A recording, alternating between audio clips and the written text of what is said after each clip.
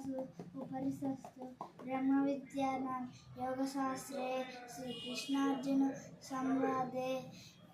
ज्ञानयोग चतुर्थोऽध्यायः। श्रीभगवानुवाच इमं विवस्वते योगं प्रोक्तवानहमव्ययं विवस्वान्मनवे प्राह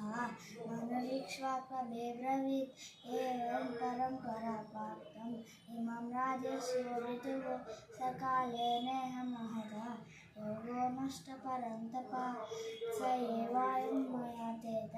योगः प्रोक्तः पुरातनः भक्तोऽसि मे सखा चेति रहस्यं हेतुरुत्तमम्। अर्जुन उवाच अपरं भवतो जन्म परं जन्म विवस्वतः कथमेतद्विजानीयाः त्वमादौ प्रोक्तवानिति श्रीभगवानुवाच तानि जन्मानि तव चार्जुन